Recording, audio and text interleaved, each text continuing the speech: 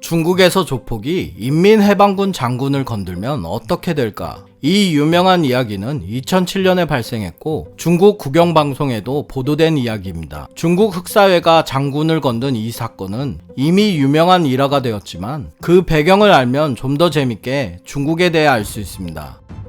권력은 총구에서 나온다 라는 마오쩌둥의 말은 중국에서 장군이 얼마나 강력한 영향력을 행사할 수 있는지를 직설적으로 표현해줍니다. 중국에서 장군은 국방을 담당하는 역할에 머물지 않고 정치, 사회, 경제를 좌우해왔습니다. 중국 인민해방군은 한때 15만 개 이상의 군사기업을 보유하고 인공위성에서 호텔업까지 손을 뻗치지 않은 분야가 없었습니다. 중국에서 일반 장군의 권력도 막강하지만 오늘의 주인공 친회의장은 보통 장군이 아니었습니다. 이른바 태자당 장군으로 아버지는 덩샤오핑 시절인 1988년 국방부장에 올랐던 인물이었습니다.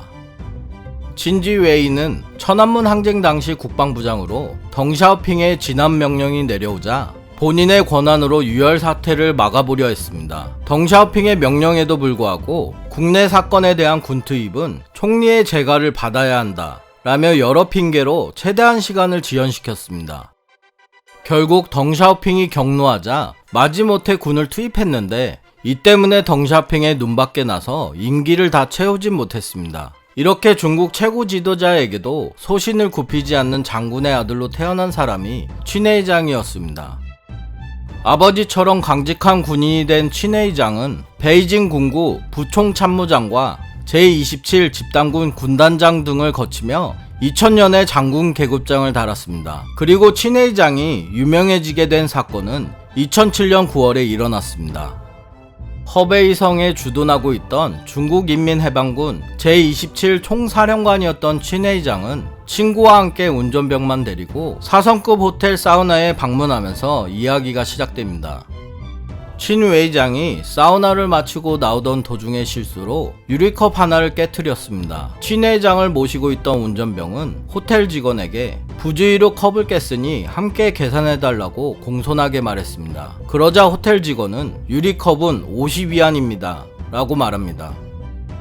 이에 운전병이 유리컵 하나에 10위안도 안 하는데 50위안은 너무 비싼 거 아니냐 라고 항의했습니다. 호텔 직원은 비싸다고 하니 그럼 100위안을 내세요 라고 말했는데 사실 호텔 직원은 흑사회 조직원이라 돈을 뜯어내려고 일부러 시비를 걸었던 것입니다. 운전병은 화를 내며 이게 무슨 태도인지 모르겠다. 책임자를 불러달라. 그러자 호텔 직원이 말했습니다. 책임자를 부르면 500위안을 내야 한다.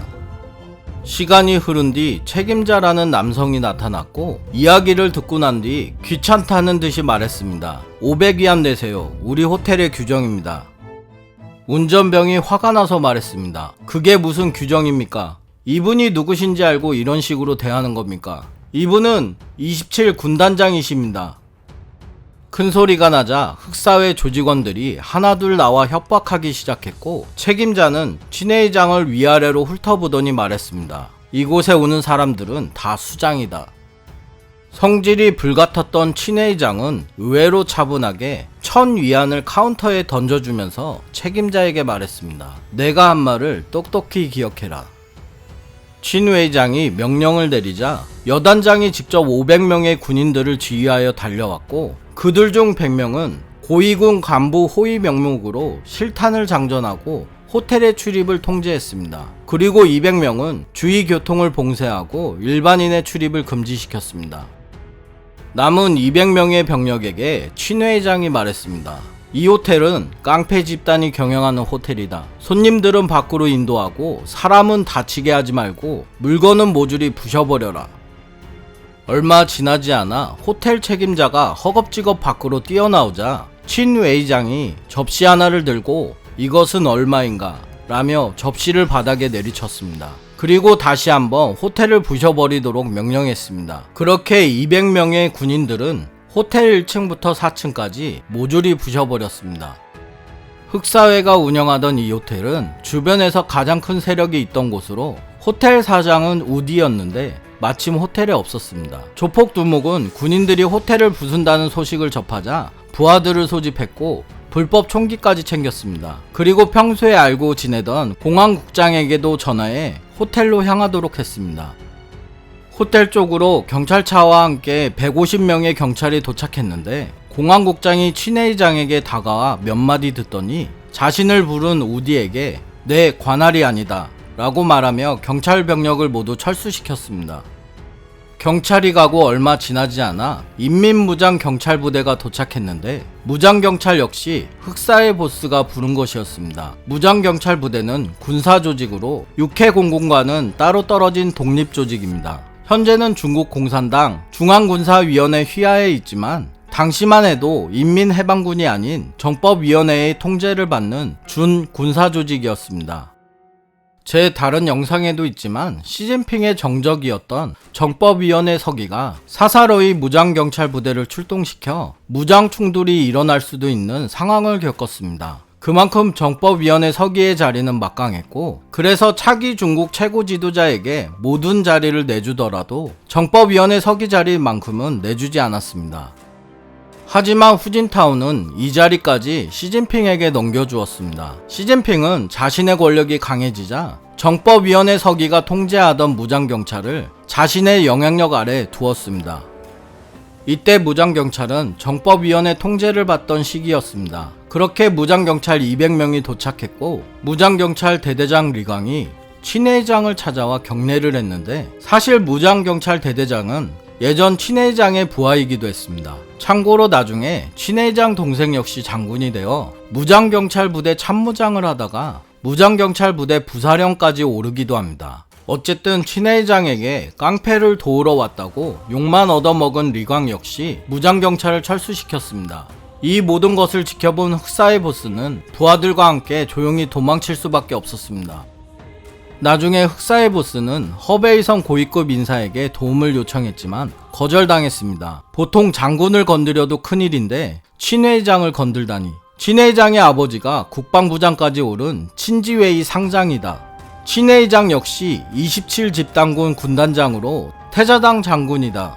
친회장은 돈을 들고 자신을 만나려던 흑사의 보스를 거절하며 말했습니다. 호텔을 다시 수리해놔라. 그러면 내가 다시 때려 부수고 이 일을 마무리하겠다. 결국 흑사의 보스 우디는 그 지역에서 영향력을 잃고 다른 지역으로 달아났는데 나중에 범죄 혐의로 징역과 벌금을 선고받았습니다. 그리고 친회장은 병력을 사적으로 사용했다는 명목으로 경징계 처분을 받았습니다. 중국에서 조직폭력은 많은 문제점을 가지고 있었기 때문에 이 이야기가 중국 방송에 보도되었을 때 병력을 사적으로 동원했음에도 친회장 장군을 칭찬하는 사람이 70%나 되었습니다. 이 사건에 대해 간혹 친회장이 시진핑 군부에서도 완전 핵심 인물이었기 때문에 가능했다 라고 말하는데 이 사건은 2007년에 일어난 사건으로 후진타오 시대였습니다. 지금은 모르겠지만 사실 태자당 장군이고 그 시기가 2007년이기 때문에 가능한 이야기라고 할 수 있습니다.